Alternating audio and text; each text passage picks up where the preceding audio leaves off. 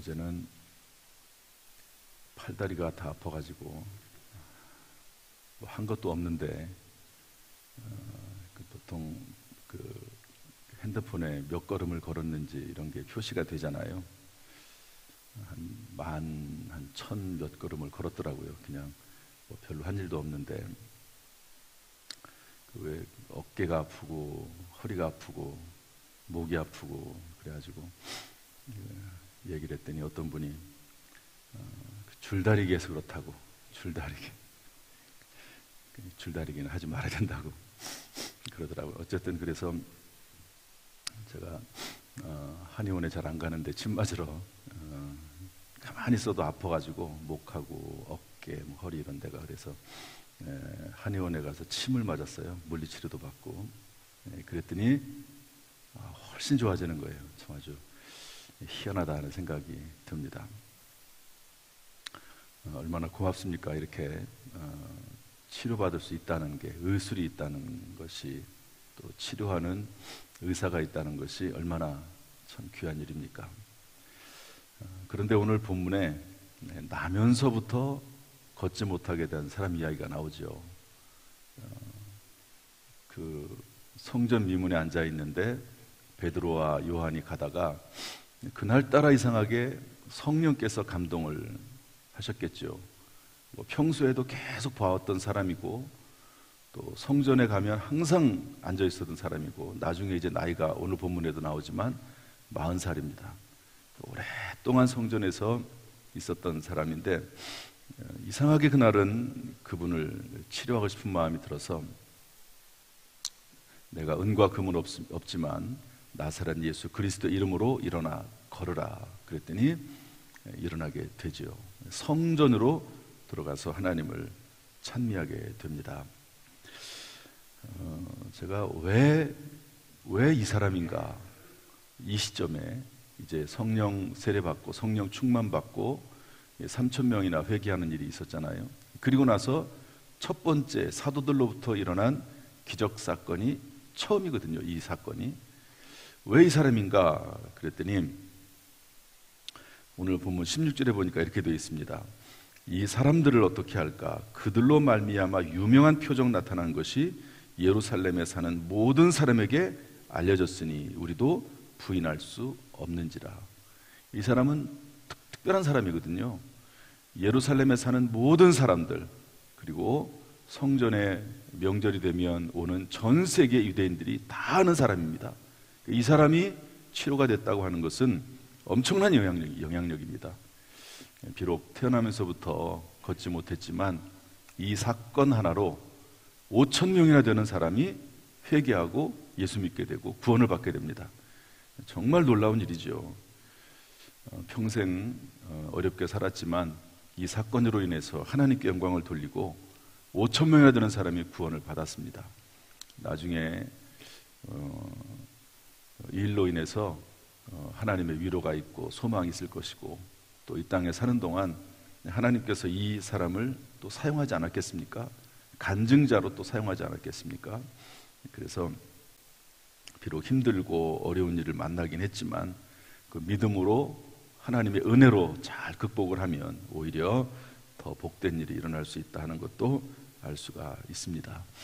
여러분, 우리의 모든 삶 가운데 그리스도 예수 안에서 늘 승리하고 인내하고 결국에는 오히려 더 하나님 앞에 영광이 되고 오히려 더 잘되는 역사가 있기를 주님의 이름으로 축복합니다.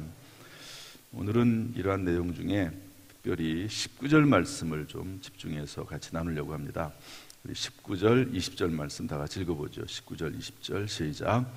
베드로와 요한이 대답하여 이르되 하나님 앞에서 너희의 말을 듣는 것이 하나님의 말씀을 듣는 것보다 옳은가 판단하라. 우리는 보고 들은 것을 말하지 아니할 수 없다 하니.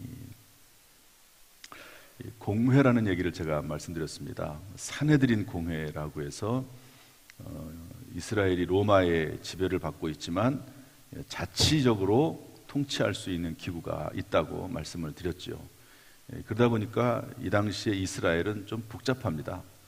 왕이 통치를 하고 있고, 그러나 로마에서 총독이 와 있고, 또 그러면서도 자치적으로 판단할 수 있는 산헤드린 공회라고 하는 대제사장, 서기관, 바리새인 이런 분들이 있는 이 세 가지 구조로 되어 있었습니다.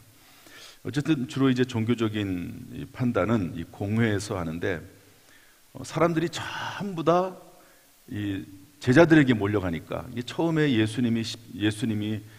사람들이 예수님을 다 따라다니니까 시기에서 예수님을 1차 산헤드린 공회에서 재판해 가지고 예수님을 죽게 만들지 않습니까? 그런데 제자들을 또 이제 따라가니까 사람들이 2차 산헤드린 공회를 열어 가지고 제자들을 재판하는 겁니다. 판단하는 거죠.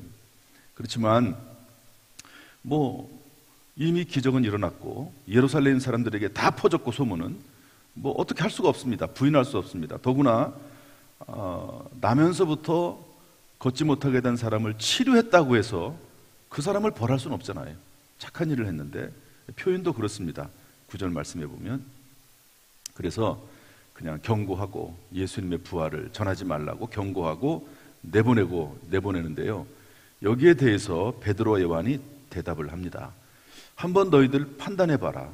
하나님 앞에서 너희의 말을 듣는 것이 옳은지, 하나님의 말씀을 듣는 것이 옳은지 한번 판단해봐라. 우리는 보고 들은 것을, 경험한 것을, 예수 그리스도 그분이 다시 살아나신 것에 대해서 증거하지 않을 수 없다라고 아주 확실하게 얘기합니다. 뭐 무서움이나 두려움이나 이 산헤드린 공회는 무서운 곳이거든요. 그런데 그렇게 이야기합니다. 이 중에서도 이 판단이라고 하는 단어에 좀 집중하려고 해요. 이 판단이라고 하는 것은 참 중요합니다. 판단에 의해서 살기도 하고 죽기도 하죠. 성경에 판단을 잘못해서 그 인생이 망한 사람이, 대표적인 사람이 있습니다. 누구냐면 가룟유다입니다. 가룟유다. 예수님을 팔아 넘겼죠. 판단입니다. 판단. 예수님을 팔아 넘기는 것이 옳다고 생각을 했습니다. 그리고 그것 때문에 그것으로 인해서 돈을 받았죠. 돈을 받았습니다. 또 어떤 정치적인 목적이나 또 다른 이유가 있을 수도 있겠죠. 그런데 어쨌든 판단을 잘못했어요. 성경에 보면 요한복음 13장 2절에 보면 사탄 마귀가 예수를 팔려는 생각을 넣었더니 이렇게 되어 있거든요. 그 생각을 계속 품고 있다가 결국에는 예수님을 팔아 넘겼는데 그 결과는 어떻습니까? 나중에 생각을 해보니까 자기가 잘못했어요. 후회를 합니다. 그래서 나무에 목을 매달아 자살해서 죽습니다. 판단 잘못한 거죠. 이 바로왕도 구약성경에 나옵니다. 모세 시대의 바로왕. 10가지 재앙을 통해서 이제 이스라엘 백성들을 내보내기는 하지만, 어쩔 수 없이 내보내기는 하지만, 그러나 나중에 군인들을 몰고 쫓아가죠. 쫓아가서 결국에는 이제 홍해에 수장되지 않습니까? 다 이스라엘 백성들은 바다를 건너고 그 군인들이 쫓아올 때 물이 다시 범람해서 죽지 않습니까? 판단이거든요. 판단은 그 사람의 마음에서 나오는 것이고, 그리고 그 사람의 욕심에서 나오기도 하고 경험에서 나오기도 하는 것입니다. 그런데 그 판단에 의해서 사람이 죽기도 하고 살기도 합니다. 사울왕 같은 사람은 다윗을 죽이려고 하지요. 이유는 간단합니다. 왕위가 자기 아들에게 갈 수 있도록, 다윗이 워낙 인기가 많으니까 다윗에게 왕위가 물려갈까봐 죽이려고 하죠. 그러나 다윗의 왕위는 하나님이 정하신 것입니다. 결국에는 다윗이 왕이 되지만 사울 왕도 자살해서 죽습니다. 전쟁에 나가서. 이런 것들을 보면 참 판단이 중요합니다. 옛날부터 우리나라도 그렇고 동양에는 신원서판이라는 말이 있었습니다. 사람을 이렇게 볼 때 처음에는 몸신을 쓰지요. 그 사람의 외모를 보고 판단할 수밖에 없습니다. 그 다음에 말하는 거, 어떤 사람 말을 잘하잖아요. 그거 상당히 그 사람의 어떤 능력이기도 하고 귀중한 성품이기도 합니다. 글이죠. 글을 많이 알고 있으면, 공부를 많이 했으면 그만큼 역량이 있는 거죠. 그런데 맨 마지막에 판이라는 게 나와요. 신언서판. 판단력이거든요. 아무리 공부를 많이 하고 아무리 돈이 많고 아무리 외모가 출중해도 판단 한번 잘못하면 그 인생은 망합니다. 판단이 참 중요하거든요. 그래서 여기 베드로와 요한이 말합니다. 너희들 한번 판단해 봐라. 내가 예수 그리스도 그분을 전하는 것이 옳은지, 너희들의 말을 듣고 전하지 않는 것이 옳은지 판단해 봐라. 이렇게 이야기하는 것을 볼 수 있습니다. 여러분 혹시 어떤 판단의 기로에 서 있습니까? 그렇다면 하나님 앞에 잘 판단할 수 있는 분별력을 하나님 앞에 구할 수 있기를 주님의 이름으로 축복합니다. 오늘 하나님께서 우리에게 은혜를 베풀어 주시어서 잘 판단할 수 있는 그런 지혜의 말씀과 지식의 말씀을 주시고 또한 그 말씀대로 따라 살아나갈 수 있는 힘을 주시기를 주님의 이름으로 축원합니다. 이 판단력은 어디서 나옵니까? 오늘 4장 8절에 보면 이에 베드로가 성령이 충만하여 이르되, 한번 따라합시다. 성령이 충만하여 이르되, 다시 한번 성령이 충만하여 이르되. 성령이 충만할 때 제대로 된 판단을 할 수 있습니다. 또한 기도 안에서 제대로 판단할 수 있습니다. 예수님께서는 십자가를 지시기 전에 얼마나 고통스러웠습니까?